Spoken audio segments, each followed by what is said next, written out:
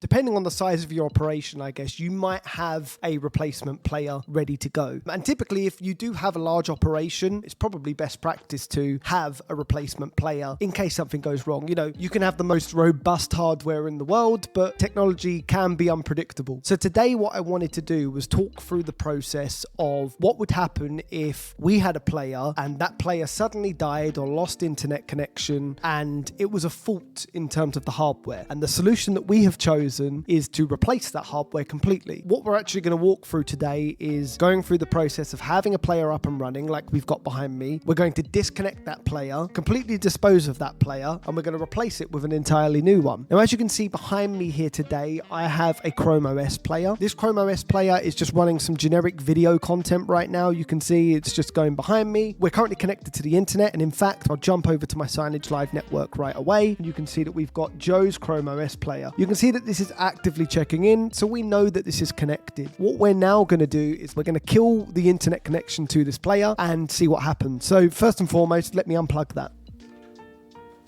And there you can see it here. So Joe's ChromeOS player, we now have a yellow indicator here, meaning that it has missed its first content check. So we're now not in a position where we're going to get any further content checks on this, meaning that we won't be able to download any content. Now, if you happen to have proactive monitoring enabled on your network, you could actually get notifications sent to you that would notify you of the status of this player. So at the point that we've unplugged this player and we've disconnected it, you would now get an alert via email to say, oh, this player is no longer connecting, therefore it will not download any new updates. Our player is officially offline, and now we need to swap this out for a new player. So today, we will be replacing the ChromeOS player here with an MBR-1100, which is an IAdea device. I believe these are actually discontinued now, but this is a Signagelive supported media player. And at the moment, this has Signagelive installed on it. Now, in an instance where you were on site, hopefully you would have like-for-like hardware. Hopefully, if your ChromeOS died, you would have a replacement ChromeOS to back that up with. But in this instance, we're going to pretend that I don't. Let's pretend that all of my ChromeOS players are out in the field. I don't have access to any other players but this little guy. But thankfully, this guy supports MP4 and it still supports Signagelive. So what we're going to do is go through the process of disconnecting this player, which we've already done. We're going to deactivate this player and then we're going to reactivate it against a new player. So what would you do in this situation when you want to swap your player from one Signagelive player to another? The first step is to deactivate your player. We're going to go over to Signagelive, or in our dashboard here where we already are. We're going to go to our player here, or you can do this from Network Manage. We need to find our player. So my player is here down the bottom. I'm going to click on that. Once again, you can see that it's missed the content check. And what we're going to do, we're going to go over to the license tab now. This is activated at the moment, and we are going to deactivate this like so.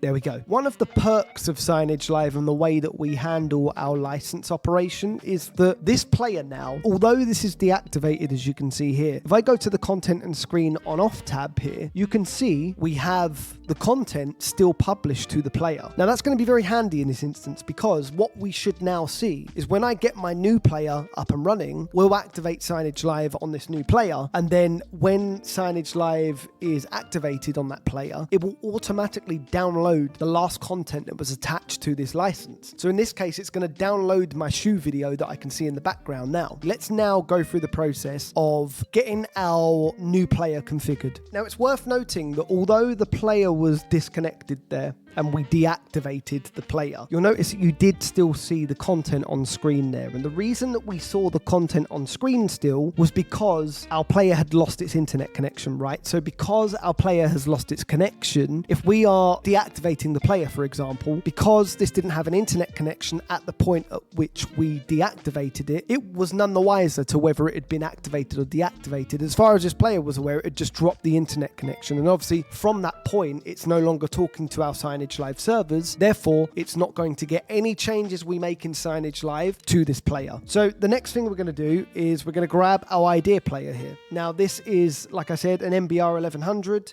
We're going to take this little top off here, and I'm just going to plug this into the HDMI extender here, and then I'm going to go and power this on. I've actually got an extension lead next to me. I'm going to plug it in over there. And at the moment, that doesn't have an internet connection, so that's not going to do anything at the moment.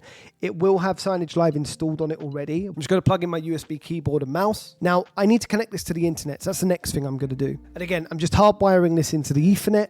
What we should get behind me now is I've got an Ethernet There you go. So now here you can see in the top there, we've got Ethernet connected. So now we know that that is connected. In the bottom right here, you can see the autoplay is on its way to launch. I'm going to let that just do its thing. And then we should find that Signagelive will launch in the background, and you can see it has there. So now we've got this activation code. We can now use this activation code and we can activate it against the player that we deactivated earlier. So we're now going to go into Signagelive. We're going to use that exact same license that's already got the content published to it, and we're going to hit activate. So I'm going to do that now. I'm going to go from the dashboard again, because it's worth noting that once you've deactivated a player, your player will no longer appear on your dashboard here unless you've got your filter set to all players here. So if you'd find that you can't see the player you're looking for, don't worry, you'll see a cross button next to this little field here. Press that cross and that will allow you to see all players like I'm seeing now. Let's pretend that I don't see that though, and we're going to do this from Network Manage instead. So we're going to go to Network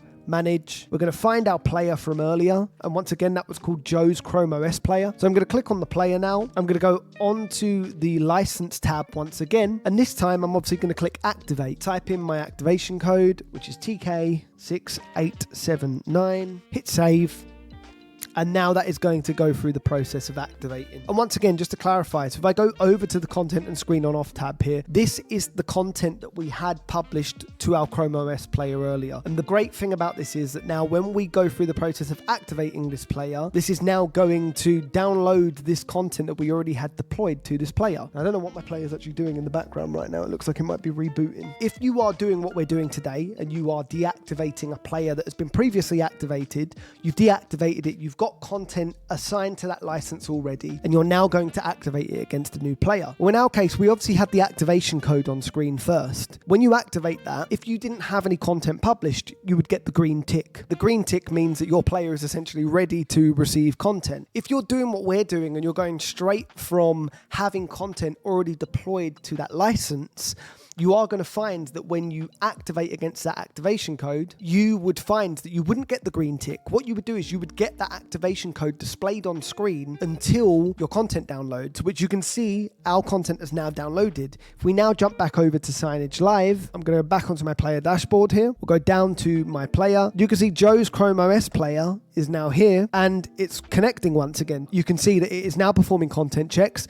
and you can see that we've changed from a ChromeOS device to an IAdea device, which we actually call a Smile device. But if I go over to the system tab here, we can confirm that down here. We can see this is a Smile device, and it's the MBR-1100, like I said earlier. We've gone through the process of deactivating a player that was already live in our Signagelive network. We were pretending that it had disconnected, and in the case of an outage, this is what you would do. You would deactivate the player, regardless of whether it's got an internet connection or not. If you are about to swap out your player for another one, you would probably want to use the same license you already had. Of course, if you have spare licenses and you want to use them, then by all means do so, and you could do it as if it were a fresh activation. But in this case, we just wanted to swap out our player like for like. And I say like for like, obviously we've gone from a ChromeOS to an IAdea player, but we wanted to make sure that we had something that was going to be able to sustain the same content. And in this case we have. We simply deactivated the ChromeOS player. We then got our new player hooked up, and we then got Signagelive installed on that player. Once Signagelive was installed on that player, we got the activation code.